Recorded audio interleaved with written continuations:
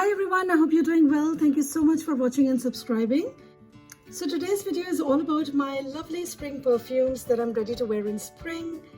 Some of these are new, as you would have seen in my recent hauls, and some of these I've had for years.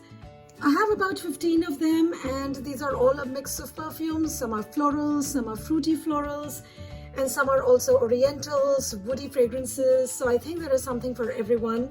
And if you're a returning subscriber, thank you so much for watching and commenting on my videos. I really do appreciate your support. And if you're new here, hello and welcome. I would really love it if you would consider subscribing to my channel. I make videos on perfumes, beauty, lifestyle. And do remember to hit the notification bell so you don't miss any videos. So let's start. First up is Jour Hermes.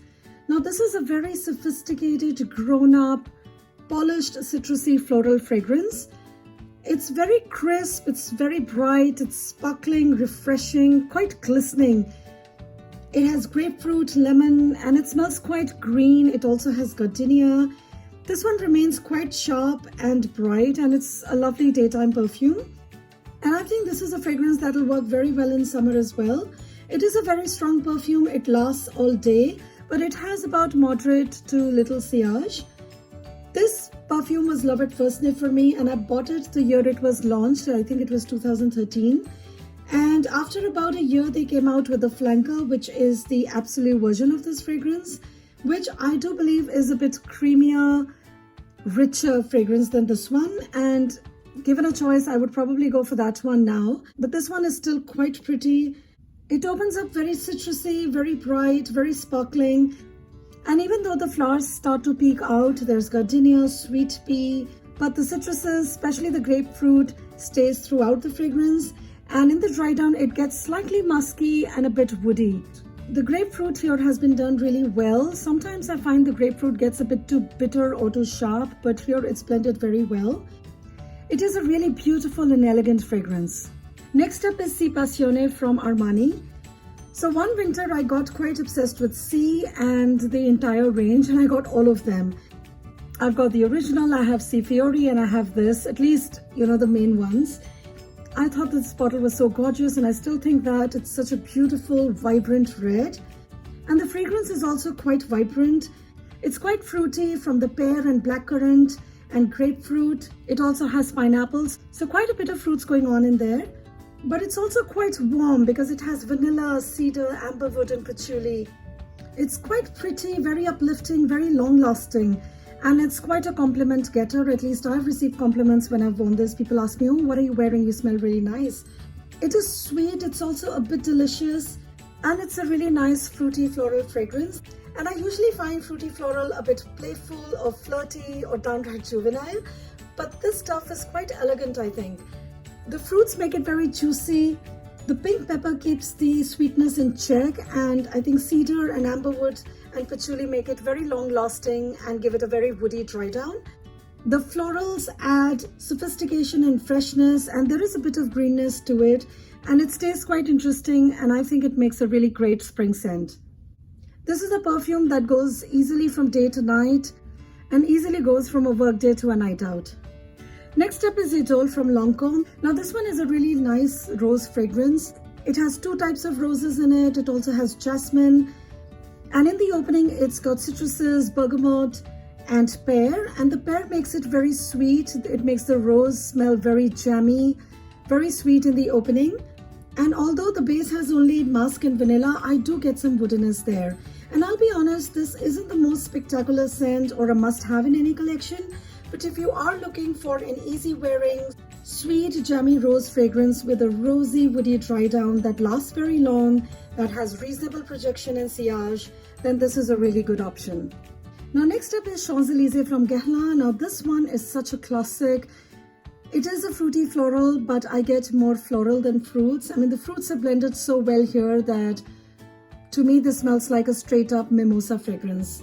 The star of this fragrance is mimosa, and that's pretty much what I get from here. Now this one has a bunch of notes, but what I get mostly is mimosa, a bit of lilac, a slight bit of melon, vanilla, sandalwood and cedar. This one smells just gorgeous, guys. This bottle is almost gone, and I do have 2 other backup bottles of this. This is my happy spring fragrance. Every time I wear this, I just feel so happy. And the mimosa here is a very realistic mimosa. It almost feels like I'm walking under a mimosa tree. It's very gorgeous, very youthful, not at all juvenile, not at all for a young person. I mean, anybody could wear this for any age. But this one just feels very promising, like very hopeful, like you're looking forward to something great that's going to happen in your life, you know, something positive, very optimistic kind of a fragrance. I don't know, maybe it's spring, maybe it's the fragrance, maybe it's the flowers that are blooming, but this one just smells like a very optimistic, happy, cheerful sort of a fragrance. Try to get this one pre-loved if possible, because I think this formulation will definitely be better than the new one. Next up is Replica's Springtime in the Park from Maison Margiela. Now this one is a very lovely Lily of the Valley fragrance. It's got pear, Lily of the Valley and musk, pretty much just that. I did review this one, so please watch my video. Now this is a very pretty, easy grab daytime perfume. It smells quite green, very dewy, very clean because of the musk. And it's very effortless, very cheerful kind of a fragrance. I imagine someone in a floral dress, running errands, meeting with friends over lunch, and it can also be an inoffensive work perfume. Next up is a floral fragrance, and this is Cabotine de Gres. This one does have some fruits in it. It's got tangerine, plum and peach, but it smells more floral than fruity to me.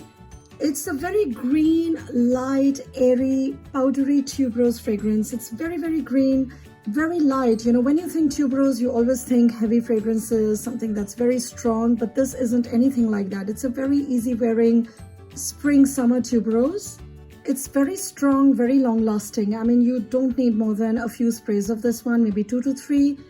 And this is going to last all day, guys. I'm not kidding. This one, even though is a classic, this was launched in 1990.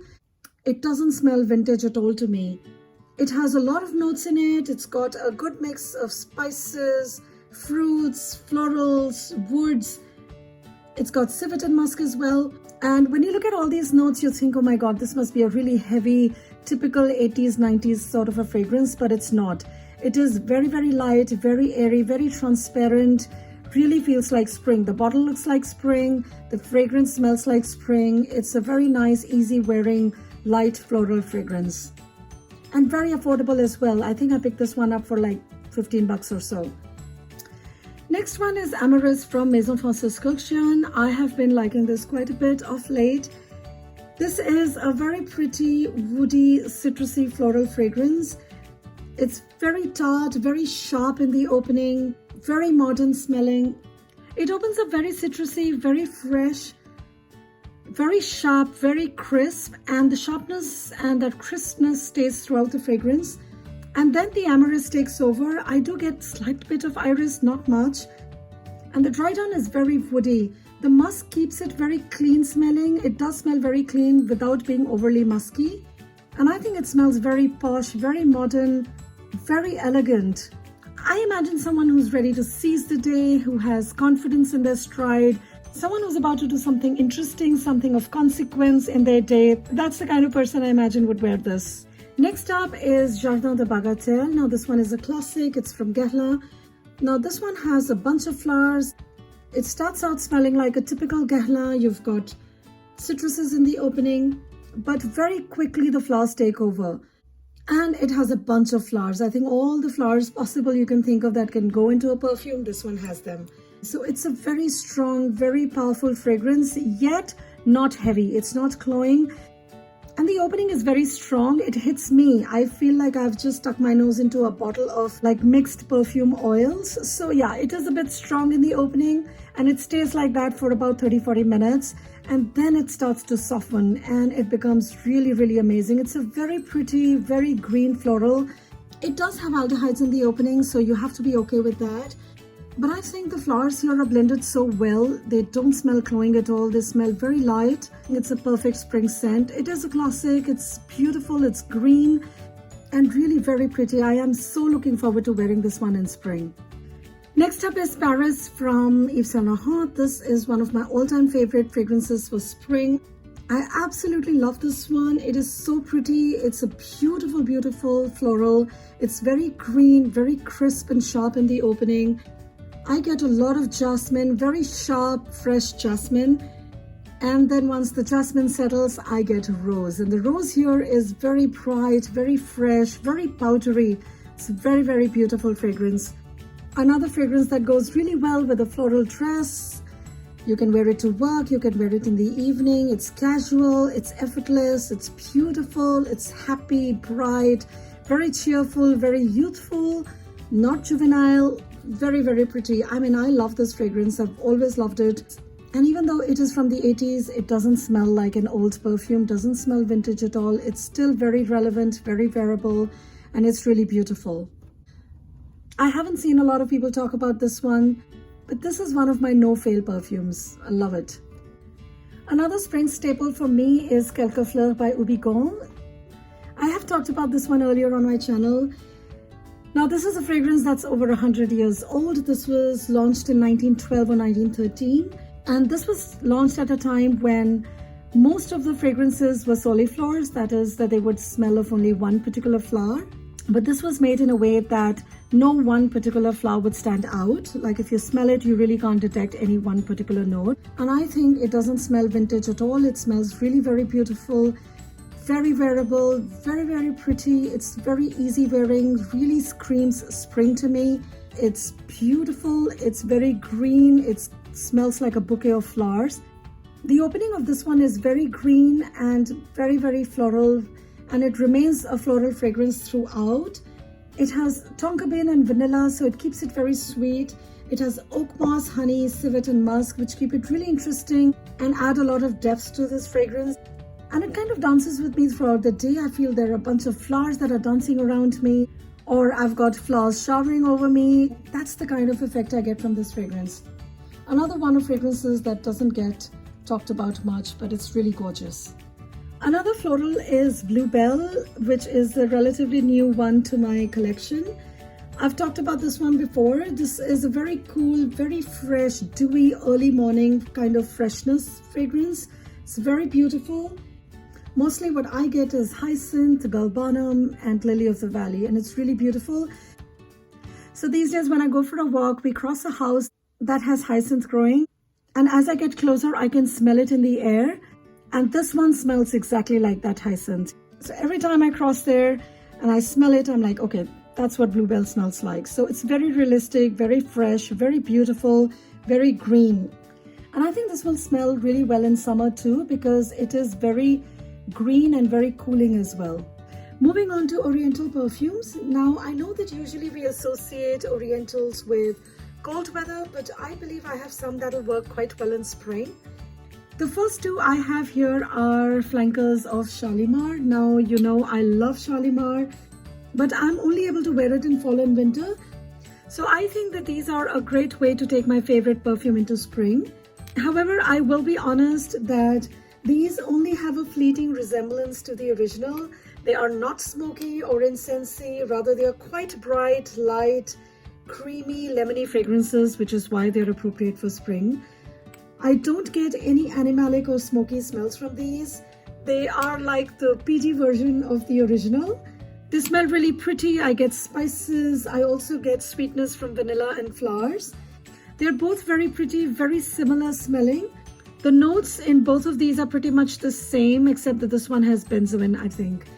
Personally, I prefer Souffle Intense because Souffle de Parfum opens up very, very sweet. It smells like lemon cake and lemon icing.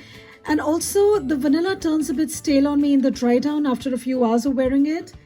But the Intense is much nicer. It's fuzzier, deeper, spicier, more full-bodied than this one. I think because of benzoin. Depending on your personal preference, either is just as good. But I think they smell quite pleasing, quite nice. Especially if the original Shalimar is not for you, do give these a try. My next pick is Libre from Yves Saint Laurent.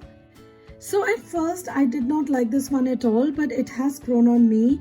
It's a lovely lavender orange blossom perfume, and the vanilla makes it quite sweet. And I think it's got quite a bit of personality, It smells quite sophisticated, very strong, not just in terms of performance. It is long lasting, has reasonable sillage for the first few hours, but because it has that personality, it's a very put together, dressed up perfume, great for a cold spring day or even evening. It is quite versatile in that sense. It easily goes from day to night. Very sophisticated, very elegant fragrance. And now I find this to be quite beautiful. I was afraid that lavender might make it smell like detergent, but it doesn't. It's quite well done, very well blended with the orange blossom and other notes. And it does smell like perfume and not detergent. And the last one I have for spring is Belle Intensement. Now this one is a very fruity, floral, cheerful, oriental fragrance. The original Belle gets too sweet for me. I can't handle it beyond a few hours or even few sniffs. But this one is a very light, fruity, cheerful perfume. I love that it has pink pepper to check the raspberry sweetness. And the patchouli in here is quite tame and well behaved. It's a very playful, flirty, pretty, and fun perfume for spring and perhaps even early summer.